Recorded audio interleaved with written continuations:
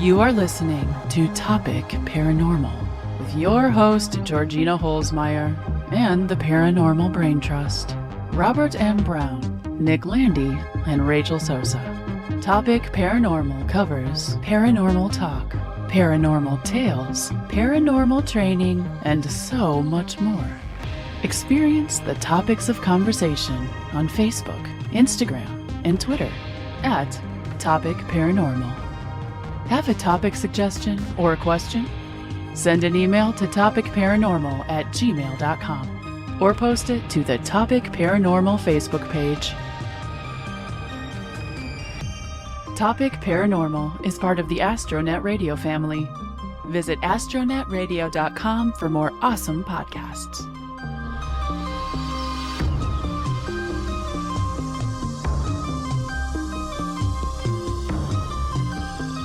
And now, your host, Georgina Holzmeyer. Hello and welcome to Topic Paranormal. Tonight's guest is Nick Landy. Hey, Nick, say hello to the listeners. Hello, listeners. Hey, I've got a couple of questions for you. One of the things I want the listeners to know for sure is that you're part of my Paranormal Brain Trust.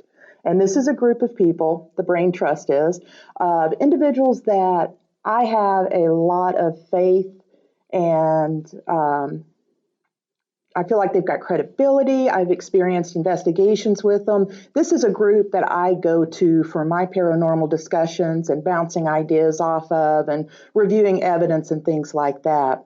So Nick, give me a little idea, as well as the listeners. Tell us a little bit about why you got into the paranormal, a little bit about your first experience. Just go for it. All right. Well, I have been interested and intrigued by the paranormal since I was 6 or 7 years old. That's about the time I had my first experience. I lived in a 2-story house here in Marlin, Texas, where I'm from, with my family.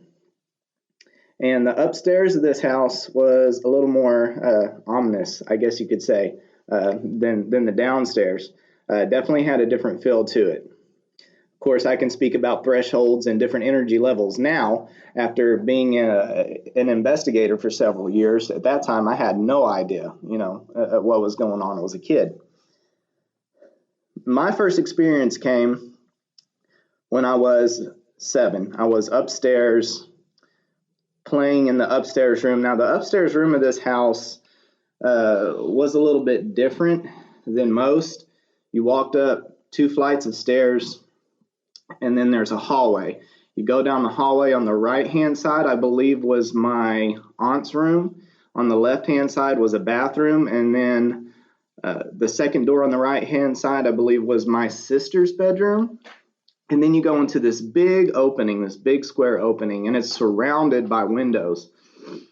So it's kind of like a sun porch type situation with windows? Kind of. It's closed in, it's walls, but there's just windows all around, and there's I don't know exactly what you call it, but there's the seating around all the windows. Oh, okay. As well. How cool, little window benches where you can sit and read in the sunlight or whatever. Right, okay. And underneath the seats were cabinetry to store things. The interesting thing about that was when we first moved into the house, off on a little tangent here, but when we first moved into the house, not just myself, but other members of my family could just smell cigarette smoke upstairs. Now, did any of your family members smoke at this point in time? No, nobody in my family was a smoker, or at least nobody that lived with us was a smoker. And all the smokers in the family were relegated to stay outside because none of us smoked.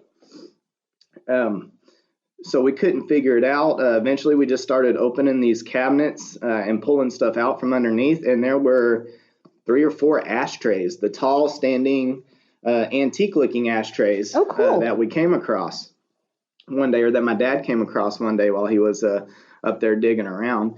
As soon as we removed those, the smoke smell went away. And I'm not saying it was leftover smoke smell, like it was you would go into a house of a smoker and it's you would smell it because it stained the walls and permeated into the furniture and stuff like that. It was like fresh smoke smell, like someone just lit one, like just someone finished just one up. lit one up. Okay. Yes, ma'am. And that stopped instantly after we took the ashtrays out of the house. So, what considerate spirits? At least they needed an ashtray to smoke, right? I guess so. It was definitely different. I didn't really understand what my parents were talking about at the time when they said it was possibly a spiritual haunting or whatever the terminology they used was going on. But I thought it was a pretty neat story. I guess technically that's my first experience, but my first personal experience, I was up in this room playing with some of my old action figures, G.I. Joe, Ninja Turtles, something like that, one of those nerdy things.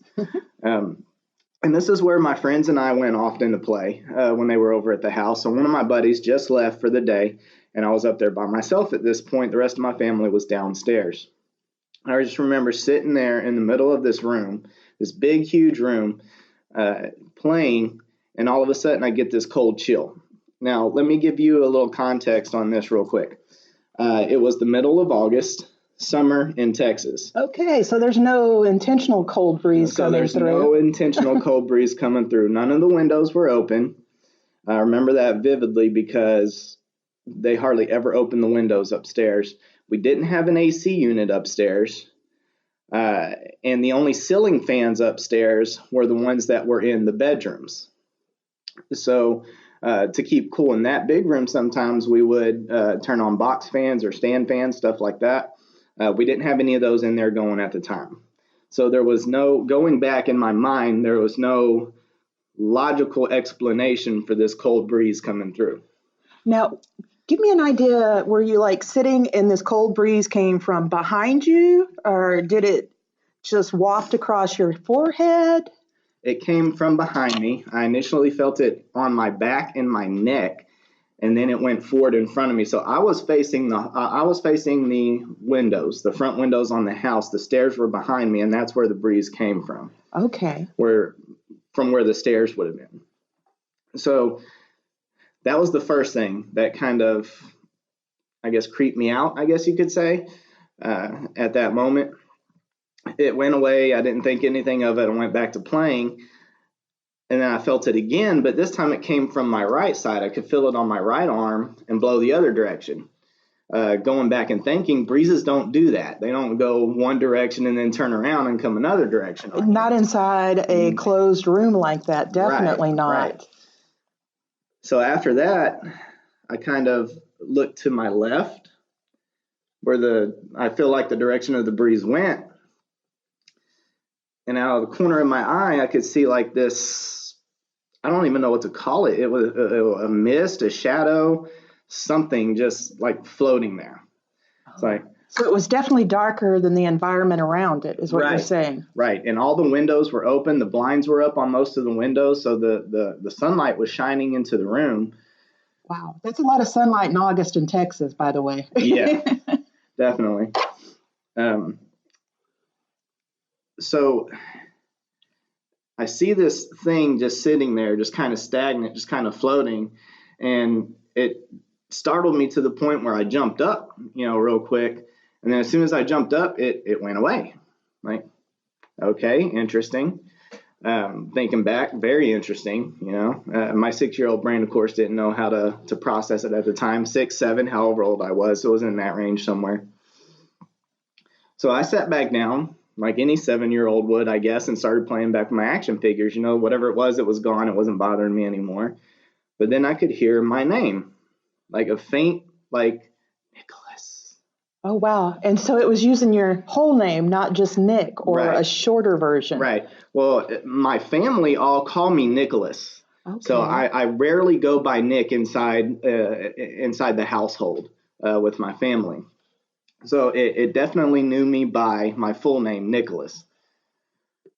So after I heard my name, I looked behind me thinking, okay, my aunt, my sister, somebody is up here joking around with me. I got up, I went to the bathroom, I went into my sister's room, my aunt's room. Nobody was upstairs with me. Like, okay. So I sat back down and I just sat there. I was done playing. I just sat there and I heard it again.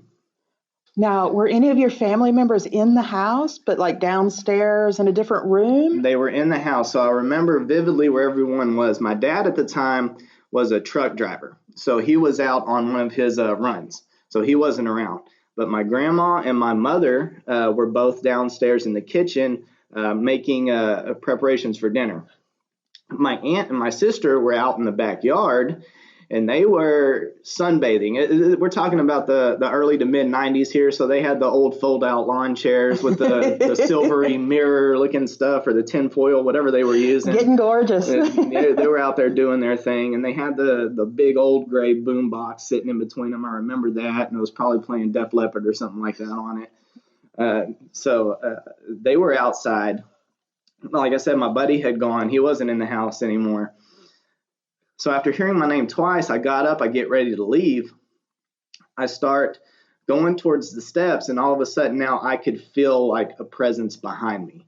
And at this point, I'm getting scared because this presence that was behind me did not feel generous. Thinking back, it did not feel generous. So the further I start getting toward the stairs, the more this presence starts to creep up behind me. So at this point, I take off down the hallway. I get to the first landing of stairs, and I just hear a stop, just like that. So I stopped. I froze. Now, was this the same voice as the voice that was calling your name earlier? It going back, I couldn't tell you. It definitely was. It was not anybody that I recognized voice. So it could have been. I'm not going to say it was or it wasn't. I can't think. It's hard to say. It's hard to say. So I stopped. I froze. And then I said, nope, I'm going downstairs. So I take off down the first flight of stairs, and you hear this footsteps now behind me, like this. And I'm not talking about gentle footsteps. I'm talking about, it sounded like an elephant was in the room with me. I mean, like they're pounding down the stairs. Yes, thudding footsteps. So I get down to the bottom, and these footsteps, I guess you could say they're kind of running or charging at this point. And I get down to the bottom of the stairs, to the landing, to the washroom, which is what it was. It was the kitchen, and you open that door, and it goes into the washroom where the stairs were that led upstairs, and then there was the back door. So I get down to the washer and dryer, and to the right was the entrance to the kitchen. To the left was the entrance was the back door going outside. So the first thing I do is I start banging on the kitchen door. I couldn't open it. It wouldn't open, so I start banging on the kitchen door. And at this point, I'm crying. I'm a 6-year-old kid. I feel like somebody's chasing me, so I'm literally tears. Apparently nobody hears me, so I go over to the back door, and I'm banging on the back door to the backyard. My sister and my aunt can't seem to hear me. Oh, wow. So I hate to interrupt, but I've got to move on into commercial break here. We'll come back in just a moment, and we're going to find out, did Nick ever get where he needed to go? Thank y'all so much. Tune back in just a moment.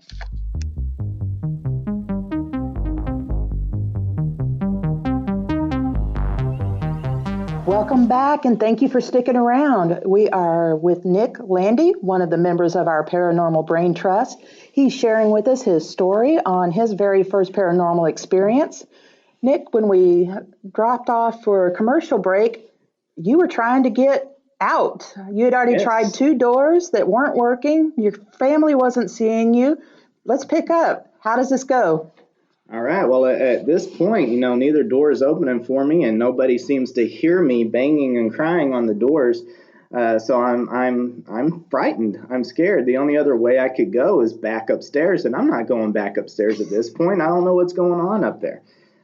So I try one more time, one last ditch effort. I go back to the kitchen door. I start banging on it again, and my grandma finally, I guess she heard me, or she was coming into the washroom for something. One of the two opens the door, and I just fall to my knees into the kitchen crying.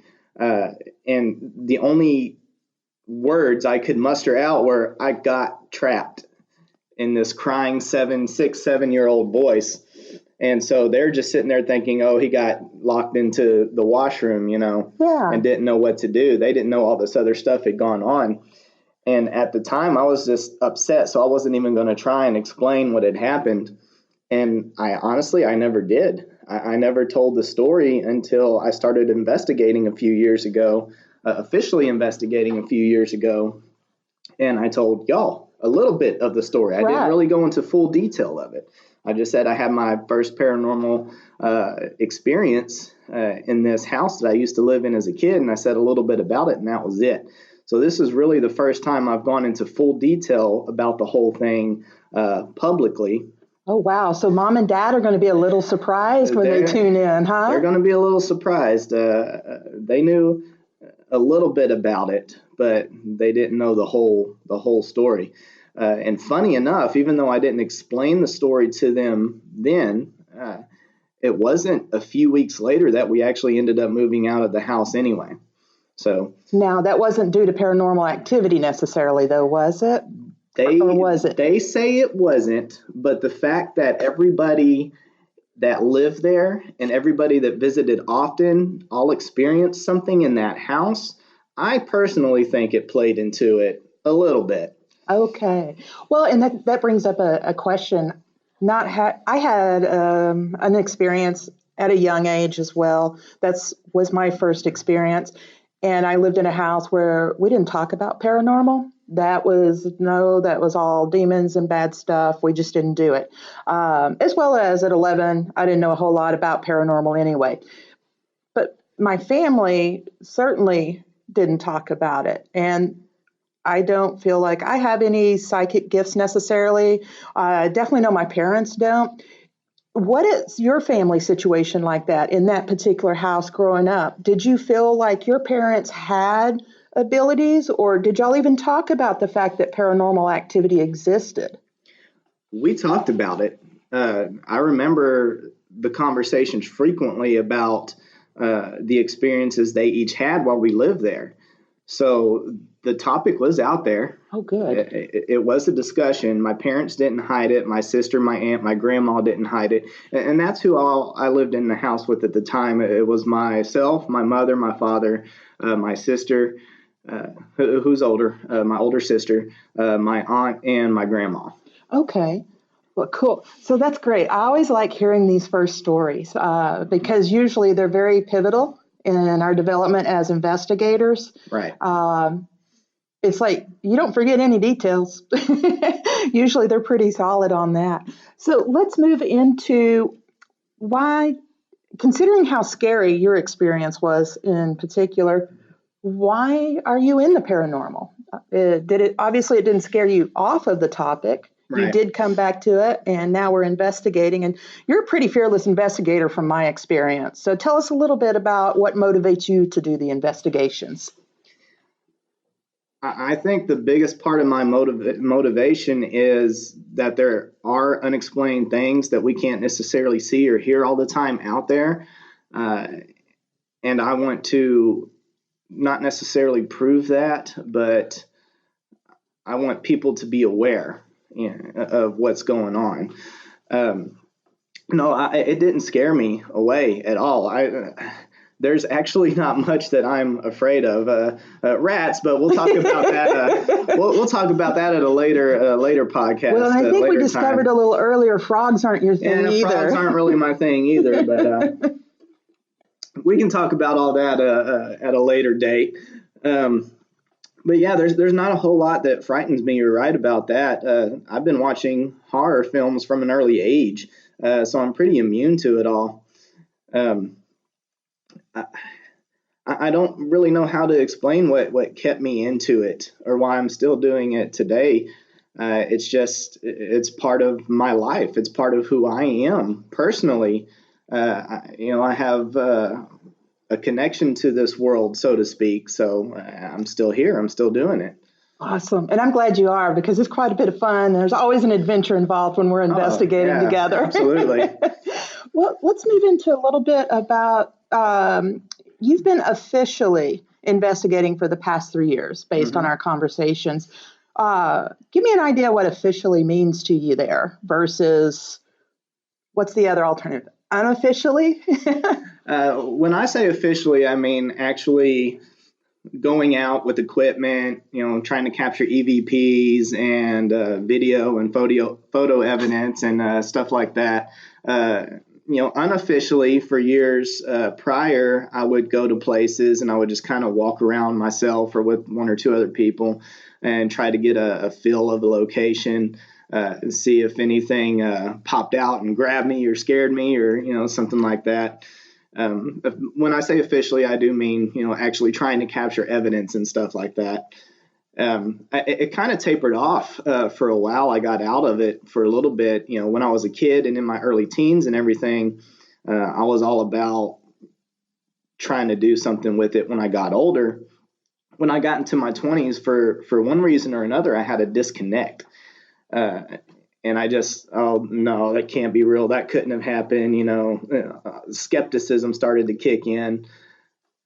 And I can't remember or recall when it was that skepticism turned back into full-on belief. I think it was roughly around the time that my grandmother passed away. And I recall having another, I don't want to say event, an experience around that time that got me back into it. But definitely my involvement down here at the Palace Theater, where we're broadcasting from now, has definitely got me back into it as well. So this place is amazing. Speaking as an investigator, I've been investigating this particular location for a little over 6 years now. Mm-hmm. And we are at the Palace Theater in Marlin, Texas. And if you will stay tuned to our Facebook page, listen into our podcast, you will have an opportunity sometime in the very near future to participate in an investigation here. One of the things that I've really enjoyed about this location is the consistency of the activity. It's so rare to find a place that you can almost count 100% on catching at least one EVP having an experience. Right. Every time. They've never disappointed here at the Palace. So we'll talk about that a lot more. You're going to hear that a lot. That is one of my favorite locations. I love this place. And I know you do too. Oh, yeah. This is, I have, at this point in my life, I have such a deep connection to this building, and it's not going away anytime soon. I've been actively involved in the theatrical productions here, the events that we hold here for the better part of 20 years, maybe a little over 20 years at this point. So most of my life, I'm 35 now, so I've been down here for 20 years of that. And I don't see that stopping anytime soon. So many of the individuals that have come through the theater have been a big part of my life in and out of the theater. So I definitely have a connection to this place that is probably never going to be severed. Well, let's talk a little bit more about your role here. I believe you are on the board, correct? Correct. Okay. Give us a little idea about what the board does, because I know when we do the Paranormal University here at the theater, the money that we collect from the people that come to investigate, that actually goes back into the theater and renovating it and keeping it up and going, correct? Correct. Yes, we are a not-for-profit organization here. Everything that we do, the dinner theater productions that we put on, the paranormal investigations that we open up to people, we have style shows, casino nights, everything along those lines. Every bit of money that we bring in goes back into renovating the theater and keeping it up and running. This theater is 95 years old, and it's a very historical building. It's one of the oldest buildings in Marlin, I believe.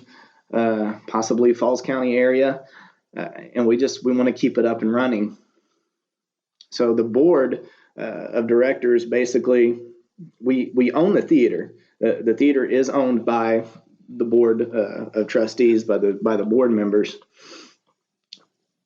So we're in charge of keeping it up and running. That is awesome, and for us as paranormal investigators, that's really important because if there weren't people like Nick on the board that understood the importance of the investigations and that cohesive relationship, if you will, we would lose the opportunity to continue these investigations. It's like I said, we've noticed quite a bit of increase in activity as we've been investigating for years now. It's always a consistent place. And so, like I said, stay tuned. Keep up with us. We'll let you know when the next Paranormal University is. I think it's probably going to be sometime in January. Is that right? Right. Okay. So we're going to move into commercial break here in just a second. And when we come back, we're going to talk to Nick about his psychic abilities, his mediumship gift. We'll get him to explain a little bit more about what he thinks about that. And we're going to talk as well about how he's developing that. And maybe he can share some tips with you as well. So stay tuned. We'll be back in just a moment.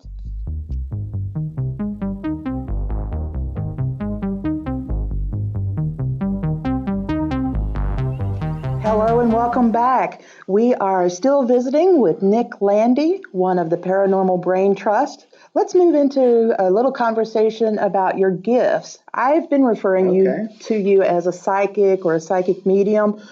Why don't you describe it from your point of view for our listeners? What are your gifts? How does it work? Let's talk about it. Okay. So my gifts are fairly new to me.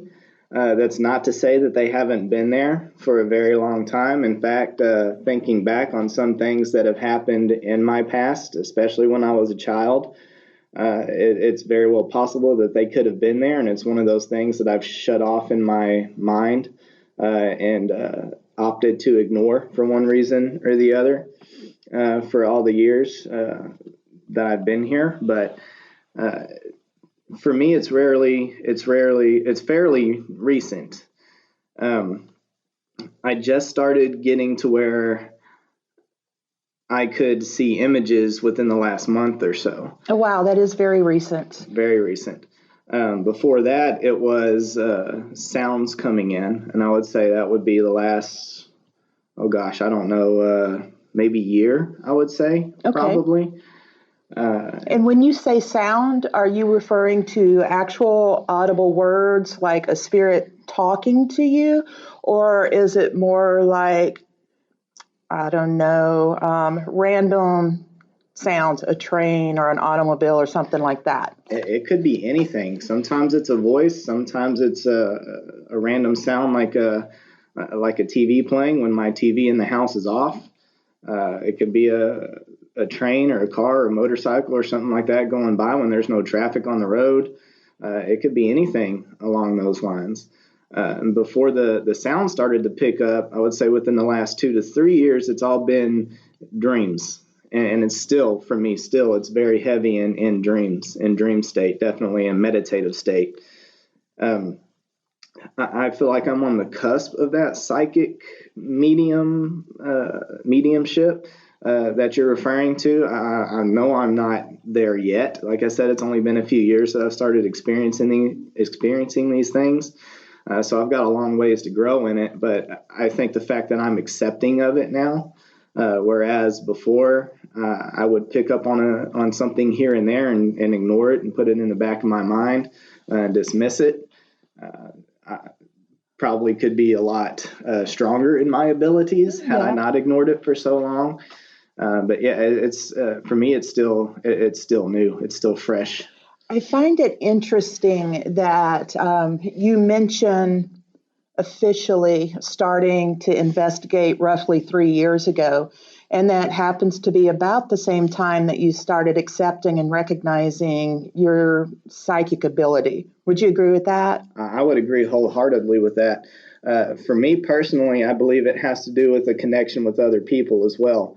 And that's about roughly the time that you yourself and Rachel, one of the other brain trusts, came into my life. And I have often referred to y'all as my para mentors, which is that phrase is TM. You can't use it. It's mine. No, I'm just kidding. You can use it if you want. But, as my para mentors, y'all have, I believe, helped me increase that level of psychic activity as well. Just having that connection to y'all. And I would agree with that. Part of in my opinion, part of that communication is a connection that you can make with living people so that that connection is actually transferring into the other world on the other side of the veil, however you want to put that. Right.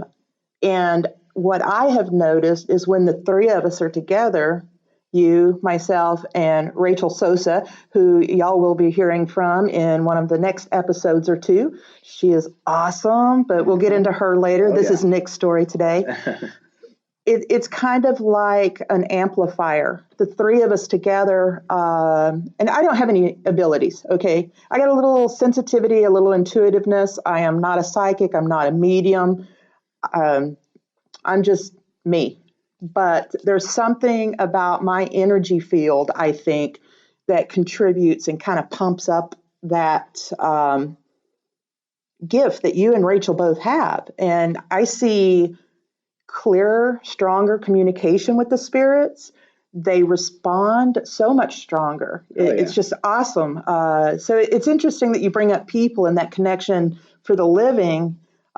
That's definitely going to be another topic on a future show, is how living people can screw up an investigation more than one way. I promise. Yes. We'll get there. Yes.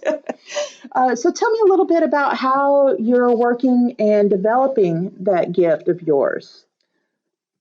A lot of meditation. Finding the ability to relax.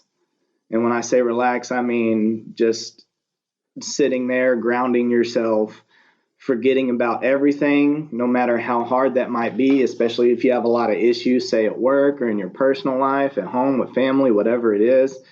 Just grounding yourself and finding that space where it's just you and God or whoever it is that you pray to and worship in the spiritual world, crossing that veil, so to speak, like you just mentioned.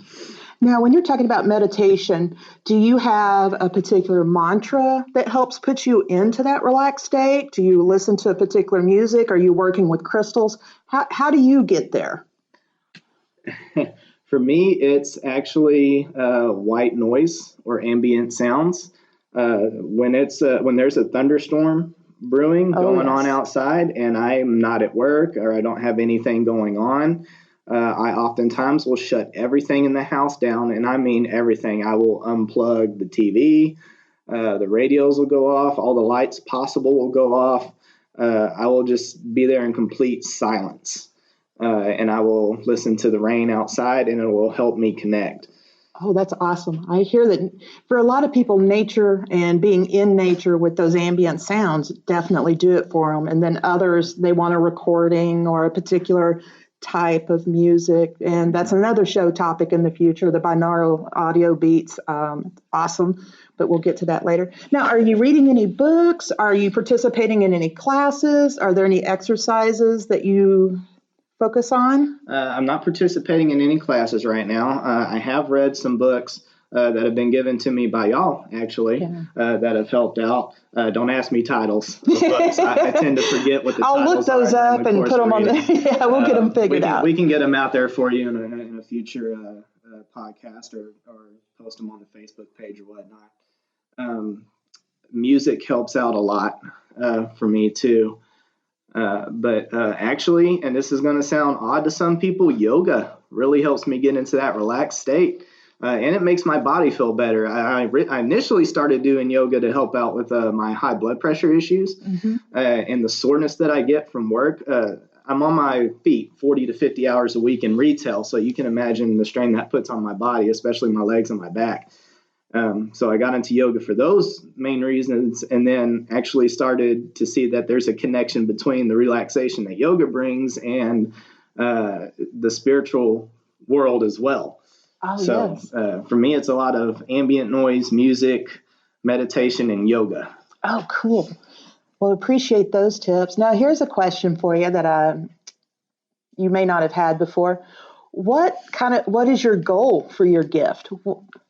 Is there a particular point that you will reach and know that you're like done with it? Or what's your next step? What's that growth look like for a psychic? That's interesting that you bring that up, because I've been thinking a lot lately about what I want to do as an investigator and what I want to do with these gifts that are potentially growing within me. And my main driving factor I've come to discover is I just want to help people. I think that now that we go back in our earlier conversation, I think that may be the driving factor behind me staying in the paranormal, is that I want to help people. And when you say help people, are you talking living people or the spirit people? Both. Okay. You know, I want to be able to help a spirit that may be trapped, that may be here, that doesn't want to be here. I want to be able to help them move on. And I have to develop those gifts in order to make that happen. I love that you want to help people with these gifts you've got. I'm real curious. I know you started out initially with kind of random sounds, and now you're seeing pictures. So give me an idea. What does the next step of growth in your gift look like? What are you anticipating that is? It's kind of one of those things where I sort of maybe can guess, but I'm not 100% sure. I think it could be more imagery. Instead of just pictures and glimpses of things, possible actual stories unfolding, if that makes any sense. Like maybe sort of a video playing in my head or something, like a home movie or something like that. Versus the individual clips that you're currently getting? Right. I don't know why I get that feeling or why that thought pops into my head, but that seems to be the trend. I went from images and dreams to actual audible sounds in my regular everyday woken life, to images now in both dreams and in regular normal everyday woken life. So I would say what's coming is more of a pronounced imagery, so more to speak. Detail. More detail. Oh, that's awesome. Well, we're going to move into another small commercial break. We'll be right back. When we come back, we're going to ask Nick a question. I sent a little message through the other side, and I want to see if it actually came through. This will be fun. Hang on, and you'll find out.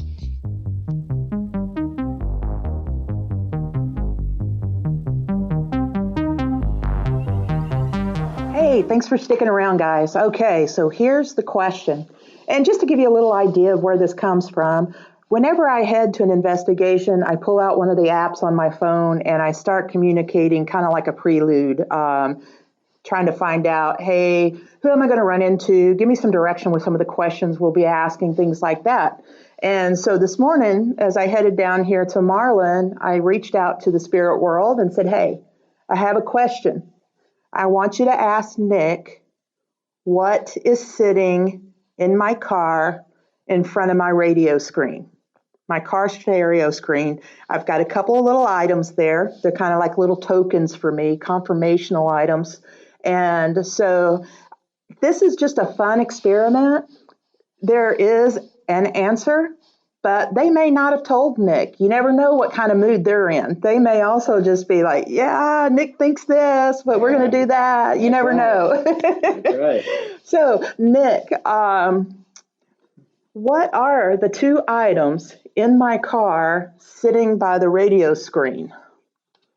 Oh, gosh. The two items in your car sitting by the radio screen. Honestly, nothing's coming to mind right now. I do have a word reverberating in my head right now. I don't know if it means anything to your situation or if it means something to something else. But the word juniper keeps popping up. Juniper. Yes, an interesting word. It is. Juniper berries. Right. They've been quite a bit of topic for discussion at my household recently. Oh, okay. In fact, one of the places I've been doing massage actually has juniper branches. Juniper is a type of cedar, okay? And so it's that season. They've decorated with that, and I love them. They are so cool looking. And then a juniper berry you can actually use in cooking. It's a great spice. It's very flavorful. Okay. Also happens to be one of the main ingredients in gin, which, yes, is one of my favorite alcohols. So there's some pertinent things there. Okay. The actual items are snail shells. Okay. And I'll definitely show you those when we leave. One of the things I find interesting about the psychic gift, when you spend a lot of time in the same circles, you tend to get that psychic connection anyway. So it makes these kind of questions really hard to come up with. Right. Because you kind of get that general knowledge. And so that's interesting. They didn't give you that, but they gave you juniper bear. Juniper. Yeah, and just to reiterate, I personally don't even know what juniper berries are, so the fact that word just popped in my head like that, Georgina and I have never talked about juniper anything, just to let you all know. So that is interesting that's what came up into my head right now. So that's another fun, interesting thing to talk about with psychics and mediums. The gifts, they are authentic. I do believe people have them. Now, Nick, what's your opinion on, does everybody have psychic abilities, or are you born with it or not? I've read in some of the material that's been passed along to me that everybody has that ability to grow a psychic connection amongst other people, at least for sure. I'm not too sure about the spiritual world. I couldn't tell you. But from what I've read from a scientific standpoint, everybody has that psychic link to one another. It's just a matter of how much effort you yourself put into it. Do you block it out of your head like I did for almost a decade, or do you openly accept it and do what you need to do in order to grow it? I would agree with that. My thought process has grown and changed quite a bit on this topic over the years. I kind of grew up with psychics are bad, it's all of the devil. You can tell that my background was obviously very religious growing up. I think those kinds of things also influence how accepting an individual is of those gifts. I don't know. Just one of my random thought processes there. The other thing with those gifts as well is I see people that are psychic. I know they have the abilities. I've seen them demonstrate them.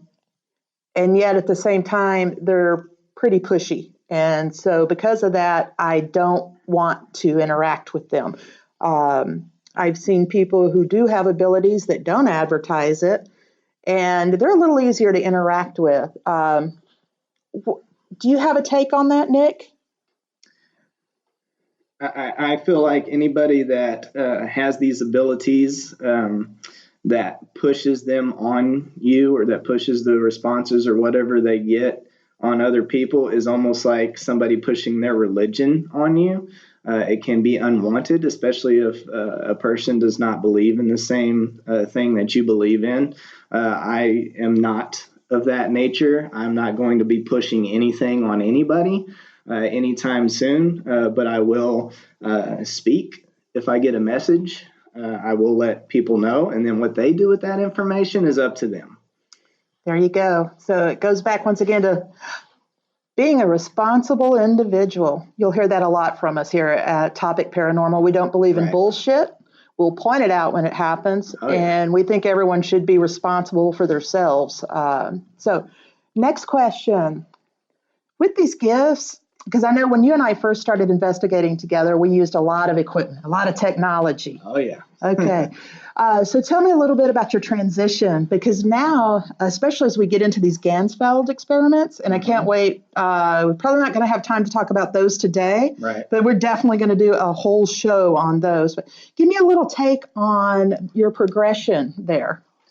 I have begun to stray away from technology more so. And I used to be a big tech nerd, big tech geek. I always had to have the latest video game console, or the latest handheld device, or the latest camera, or this and that. And I'm not like that anymore. As I've grown older, I've gotten away from those sorts of types of technology. But now, as I've grown as an investigator, I've started to get away from a lot of the technology as well. And that's not putting any of the technology that investigators use down, not by any means. I think it's all cool. I think a lot of it can get you accurate responses and accurate evidence can come through. But as far as technology, for me, pretty much these days, I use a tape recorder and headphones and a white noise machine, and that's pretty much it. Well, besides my Mel meter that has the REM pod attachment, and we'll talk about that later at later times too. I still use that piece of technology because it's gotten me some very interesting responses lately. But for the most part, I use me. I use myself. I am. I'm not going to say I'm a tool because that comes out wrong. But I am my own instrument as far as investigating goes, and that's something that Rachel and Georgina have taught me over the last few years, is to be more trusting of my abilities, the way I feel when I walk into a building, the words that sometimes reverberate in my head, much like Juniper just a little while ago. Just say it. If it means something, it means something. If it doesn't, it doesn't. You're not always going to be right when you're trying to communicate to the spiritual world. That's another thing about those pushy psychics that think they're right about everything they're not, and I can't stand that. So yeah, I've strayed away from the technology and more so into just myself and into dowsing techniques. These days, I like to use a dowsing pendulum to communicate. So I guess there you go. There's my take on that. What would be your number one rule for new investigators? Brand new, got an idea, they want to do this investigation thing. What would be your top 2 or 3 rules for that? I'd say definitely to start with, don't go alone anywhere, especially an unfamiliar location or a location that has a background of having a nasty attachment to it. We're not necessarily talking about demonic or anything like that. Of course, you could run into that, but more so a place that has a violent history. And also learn how to protect yourself. And when I say protect yourself, I mean, pray or bring a cross or whatever it is. Those are just examples. Whatever it is that you believe in spiritually, metaphysically, learn how to protect yourself, and of course, learn how to ground yourself and get yourself out of the situation. Those are awesome pieces of advice. They're ones that you will hear often from experienced investigators. So stay tuned. We are going to sign off here in just a moment for this particular episode. We'll be back next week with another investigator profile from the Paranormal Brain Trust. Thanks so much for joining us.